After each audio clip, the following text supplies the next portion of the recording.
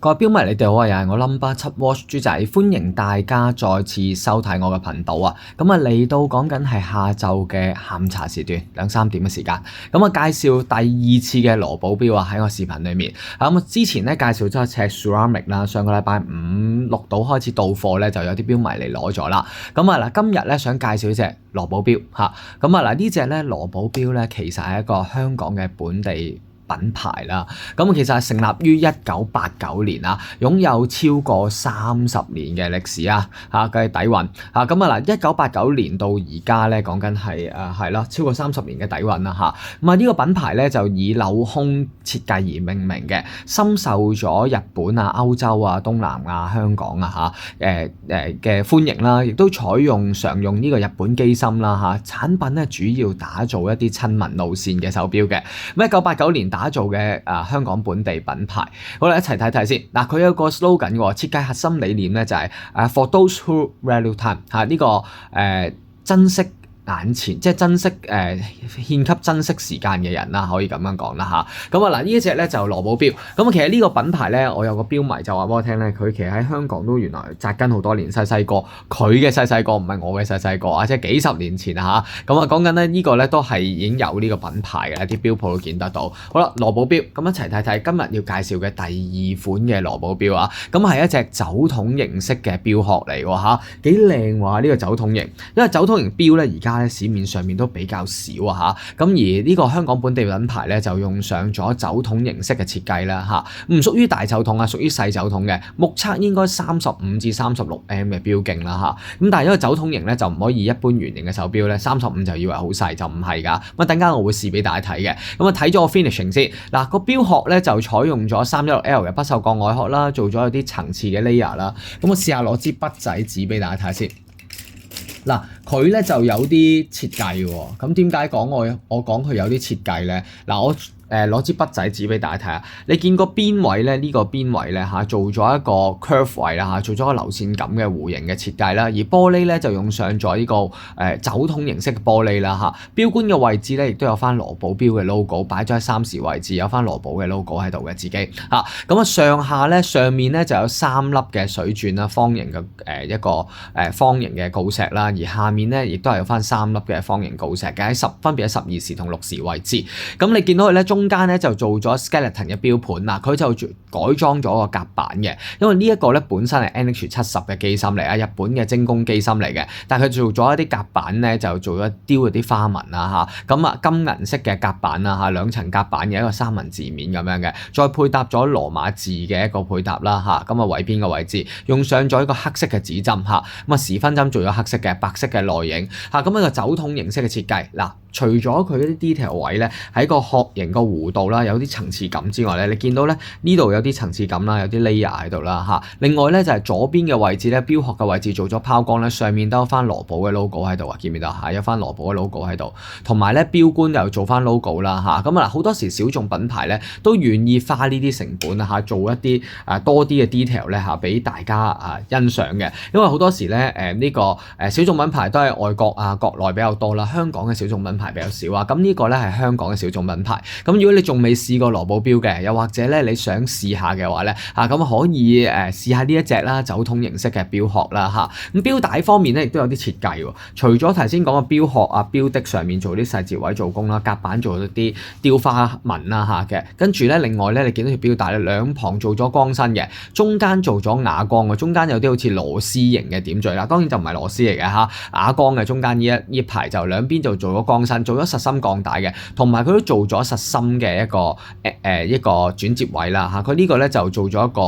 好似 ending 咁嘅位置啦，佢就唔係 ending 嚟嘅嚇，就好似 ending 嘅位置，但係都做咗實心鋼嘅呢個位嚇。好啦，另外咧就睇下呢個錶扣先。嗱，錶扣咧就上面都有翻羅寶嘅 logo 啦，不過咧佢就做咗呢個冇微調窿位，好彩咧勝在佢每一粒個間距咧都比較短身嚇，咁所以都調節到自己合適嘅寬度嘅。睇埋個橋位先嗱，橋位入門級啦就做咗薄橋啦，就冇做口橋嘅。睇埋個錶底先，錶底咧就做咗一個4粒螺絲係穩嘅一個不鏽鋼底蓋啦嚇，呢個羅寶嘅 Automatic 啦，寫住咗 All Stainless Steel 啦嚇，寫住咗230嘅。咁啊個陀片咧同個底夾板咧，佢都做咗啲雕花紋嘅打磨嚇，個陀都改咗嘅嚇，就冇用翻冇用翻 NH 個陀啦嚇，咁啊改咗個陀同埋改咗個夾板嘅。咁啊有翻雕花紋，又用上咗呢個 NH70嘅機芯。嗱 NH70嘅機芯咧，21600嘅震頻啦，40小時嘅動力儲能啦嚇，有得手動上鏈同自動上鏈嘅。咁啊手動上鏈嘅手感都幾紮實嘅，唔錯啊，裝得下。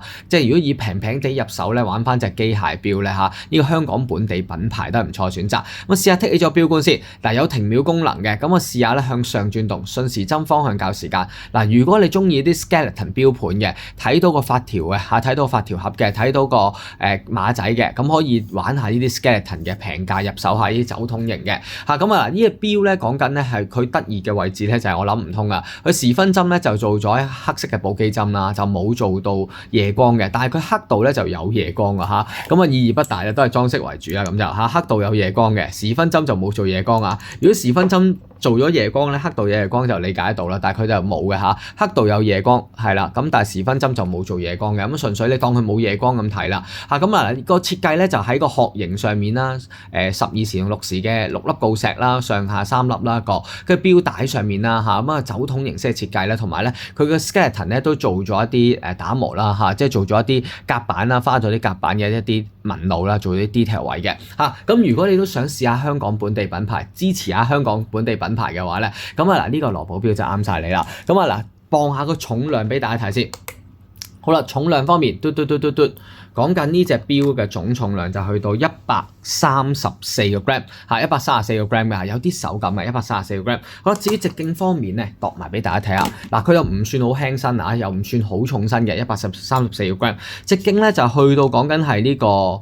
35.4m 嘅錶徑，厚度方面咧講緊係12mm 左右嘅厚度嚇，甩to 甩咧就去到講緊係呢個44左右嘅。嗱，隻錶就唔算好大隻，亦都唔算好細隻啊。35mm 嘅錶徑嚟講咧就唔算好細隻嘅啫。咁試下戴上豬仔14.8 嘅手腕啦嚇。咁啊嗱呢個咧就係羅寶錶啊，羅寶嘅品牌係一個香港嘅本地品牌。咁啊鏤空嘅設計咧就係佢出名嘅招牌貨啦嚇。咁啊上次就介紹咗一個冇鏤空嘅，咁今次咧就想介紹翻咧嚇品牌方咧就話介紹翻佢哋招牌啦嚇，呢個走筒形式嘅設計，再加上咗 skeleton 嘅錶盤。咁你見到戴上去咧，其實咧就唔算好大隻，好貼手嘅嚇，但係好貼手嘅嚇，唔算好大隻嘅，因為佢呢個耳扣亦都做咗一個無縫嘅連接啦，同埋咧做咗一個實心嘅 ending 位置啦，轉接位啦，所以戴上都貼手嘅。咁試下攞個5蚊銀同大家比對下 size 啦。嗱，唔好以為35mm 走筒係好細隻啊，35×44啊，好似係頭先係。咁但係咧，你見呢個5蚊銀咧就啱啱 cover 咗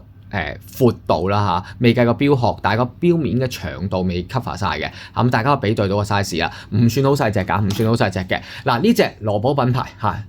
採用 NH70嘅自動機械機芯嚇，咁啊作夾板啊同上下夾板啊，到錶面嘅設計都做咗啲雕刻紋嘅。好啦，咁啊中意呢隻錶嘅你，心動嘅你，聽清楚啦，豬仔推介超筍價688蚊嚇，6發嚇688蚊嚇，咁中意嘅你咧唔好猶豫啊，盡快揾我落單啦。嗱通常咧啲品牌咧開頭嘅時候咧都會俾一個好優惠嘅價錢俾我哋嘅，因為咧想我幫我哋推廣下啦，俾大家試下佢哋嘅品牌啦。咁所以趁住而家咁平嘅一個賀年優惠咧嚇，咁啊688蚊買到走筒型嘅香港本地品牌嚇，咁啊呢隻咧羅寶錶，希望你中意豬仔呢個走筒形式嘅推介嚇，咁啊呢個688蚊嗱，我手上面得一隻現貨咋。下個禮拜3度咧，2、3度啦，係有貨翻嘅。咁啊，總共有7隻，連埋我手上邊呢隻8隻嚇，8隻。好啦，希望你中意豬仔呢個羅寶錶嘅推介啦嚇，呢隻6粒鋯石啊，6粒鋯石走筒形式嘅錶殼。咁啊，走筒形式其實都少嘅。如果真係要玩下走筒型嘅機械錶，玩下 skeleton， 平地真係冇乜選擇啊。精工又冇乜嚇，Citizen 又冇乜嚇。咁啊，如果你話東方更加冇添。咁如果你話呢啲 Michael Bang 嘅嚇都可以喎，我自己覺得嚇都唔錯嘅選擇。希望你中意豬仔嘅推介啦，688呢隻羅寶錶。咁啊嗱，因為佢配長盒嘅，本身嚟嘅時候咧就係冇上嗰個生意位攤直咗隻錶。但係如果你話你改咗錶之後咧就用唔到呢個長盒㗎。如果用唔到長盒，可以用我哋 Number 7 Watch 錶盒啦，選擇下咁啊，因為佢特價本身就冇包呢個羅寶錶盒嘅，咁我純粹攞嚟拍片啦嚇。咁如果你話真係想要呢個錶盒嘅送俾人嘅，可以同我講嘅，咁我同供應商講攞多幾個嚟嚇，爭取下。我希望你中意豬仔呢個推介，688羅寶錶。香港本地品牌，咁啊有翻呢個錶盒啦，有翻我哋嘅收據啦嚇，1年保用嘅，希望你中意呢隻羅寶錶嚇 Skeleton 嘅走通型。